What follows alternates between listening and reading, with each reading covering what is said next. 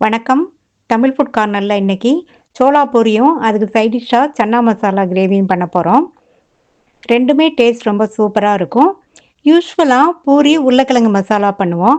இந்த மாதிரி ஒரு தடவை டிஃப்ரெண்ட்டாக செஞ்சு கொடுத்தீங்கன்னா எல்லாருமே விரும்பி சாப்பிடுவாங்க. இப்போ செய்ய ஸ்டார்ட் பண்ணலாம். ஃபர்ஸ்ட் சோளா பூரிக்கு மாவு பிசைஞ்சுக்கலாம். இந்த பவுல்ல 2 கப் மைதா மாவு, அரை டீஸ்பூனுக்கும் கொஞ்சம் கம்மியா டேபிள் சால்ட், அரை டீஸ்பூனுக்கும் கொஞ்சம் கம்மியா சமையல் சோடா, அரை டீஸ்பூன் சுகர், 2 டேபிள் ஸ்பூன் தயிர், 2 டேபிள் ஸ்பூன் ரவை,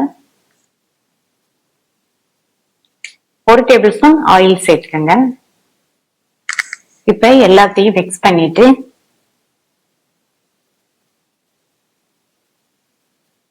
கொஞ்சம் கொஞ்சமா தண்ணி சேர்த்து சப்பாத்தி மாவோட கொஞ்சம் தளர்வா இருக்கிற மாதிரி பிசைஞ்சுக்கலாம்.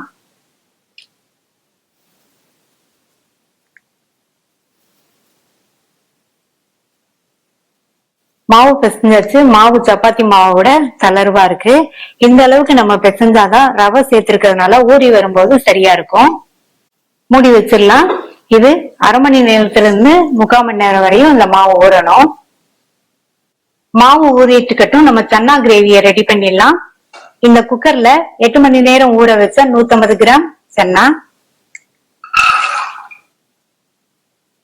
முங்குற அளவுக்கு தண்ணி சேர்த்தாச்சு.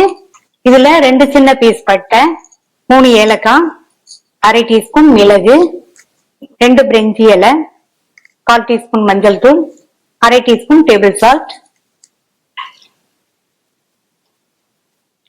மிக்ஸ் பண்ணியாச்சு. மூடி போட்டு ஸ்டீம் வந்ததுக்கு அப்புறமா வெயிட் போட்டு மீடியம் ஃபிளேம்ல 4ல இருந்து 5 விசில் வேக வச்சுக்கலாம். மீடியம் ஃபிளேம்ல 4 விசில் வந்துருச்சு. நம்ம சேர்த்த ஸ்பைசஸோட பிளேவர்லாம் நல்லா கொண்டக்கடலையில இறங்கிருச்சு. சாஃப்டாவும் வெந்திருக்கு. இந்த கிரேவிய நம்ம சோலை மசாலா பவுடர் எல்லாம் சேர்க்காம சிம்பிளான மெத்தட்ல பண்ண போறோம். இந்த பேன்ல 1/2 டேபிள் ஸ்பூன் எண்ணெய் சூடானதும் அரை டீஸ்பூன் சீரகம் பொரிஞ்சிருச்சு. 3 மீடியம் சைஸ் வெங்காயத்தை நல்லா இந்த மாதிரி பொடியா சாப் பண்ணி சேர்த்துக்கலாம். இது கூட 2 பச்சை மிளகாவையும் நல்லா பொடியா சாப் பண்ணி சேர்க்கிறேன். இந்த வெங்காயம் ஓரளவு கலர் மாதிரி வதங்கட்டும்.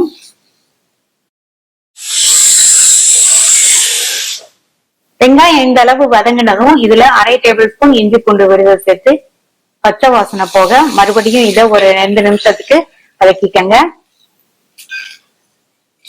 இப்ப இஞ்சி பூண்டு விழுதோட பச்சை வாசனை போயிடுச்சு. வெங்காயம் இன்னுமே நல்ல கலர் மாதிரி வதங்கி இருக்கு. நல்ல சாஃப்டாவும் ஆயிருச்சு. இதுல 2 மீடியம் சைஸ் தக்காளிய மிக்சியில அரைச்சு சேர்த்திருக்கேன். நல்லா ஒரு தடவை மிக்ஸ் பண்ணி விட்டுட்டு இதுல 1/2 டீஸ்பூன் தனி மிளகாத்தூள், 1 டீஸ்பூன் கொத்தமல்லி தூள், அரை டீஸ்பூன் சீரகத்தூள், அரை டீஸ்பூன் கரம் மசாலா தூள், 1/4 டீஸ்பூன் மஞ்சள் தூள். கொண்டக்கடலை வேக வைக்கும் போது உப்பு சேர்த்தோம். இப்ப இந்த கிரேவிக்கு தேவையான அளவு உப்பு சேர்த்துட்டு கொஞ்சமா மட்டும் தண்ணி சேர்த்து நல்லா மிக்ஸ் பண்ணிருங்க. நான் இதுல சிம்பிளா மிளகாத்தூள், மல்லித்தூள், மஞ்சள் தூள், கரம் மசாலா தூள், சீரகத்தூள் எல்லாம் சேர்த்திருக்கேன். உங்கள்கிட்ட இந்த கிங் மசாலா தூள் இருந்தா உங்களுக்கு விருப்பம் இருந்தா சேர்த்துக்கங்க.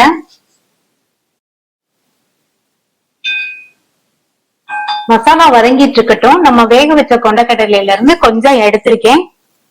இது கூட நம்ம வேக வச்ச தண்ணி கொஞ்சமா சேர்த்து இத மிக்ஸி ஜார்ல சேர்த்து பேஸ்ட் மாதிரி அரைச்சுக்கலாம்.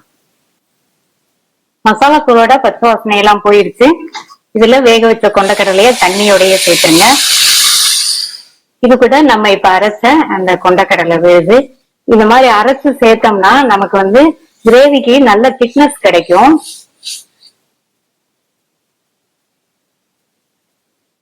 இப்ப இதுல அரை கப்போட தண்ணி சேர்த்திருக்கேன். நல்லா மிக்ஸ் பண்ணி விட்டுட்டு மூடி வச்சிருங்க. தண்ணி கொஞ்சமா சேர்த்தா போதும். ஏன்னா இந்த கிரேவி திக்கா இருந்தாதான் நல்லா இருக்கும். மூடி வச்சிடலாம். 4ல இருந்து 5 நிமிஷத்துக்கு எல்லாம் ஒண்ணு சேர்ந்து கொதிச்சுட்டு இருக்கட்டும். 4 நிமிஷம் ஆச்சு. கிரேவி நல்லா திக்காயி வந்திருக்கு. இதுல கொத்தமல்லி இலைகள் கொஞ்சம் சேர்த்துடலாம். சூப்பரான டேஸ்ட்ல சன்னா கிரேவி ரெடி ஆயிடுச்சு.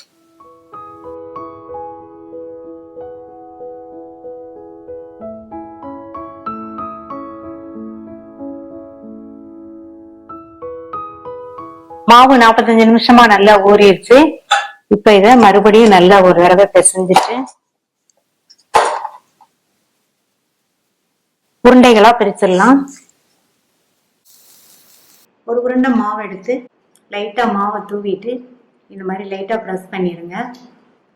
இதை ரவுண்டா தேய்ச்சிடலாம். ரவுண்டா தேய்ச்சிக்கலாம் அல்லது கொஞ்சம் நீள வாக்குலையும் தேய்ச்சிக்கலாம். நான் வந்து ரவுண்டா தான் தேய்ச்சி போட போறேன்.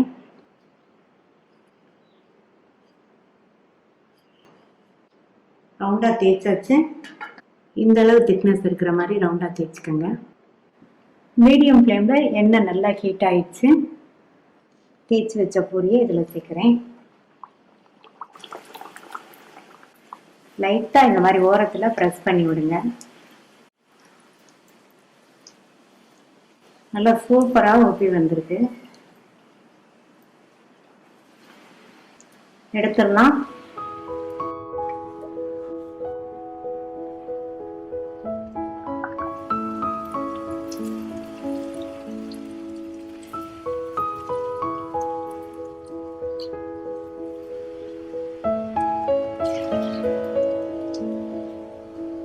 இந்த பூரியும் ரெடி ஆயிடுச்சு. சூப்பரா சோளா பூரியும் சன்னா கிரேவியும் ரெடி ஆயிடுச்சு. ட்ரை பண்ணி பார்த்துட்டு உங்க கமெண்ட்ஸை சொல்லுங்க. தேங்க்யூ.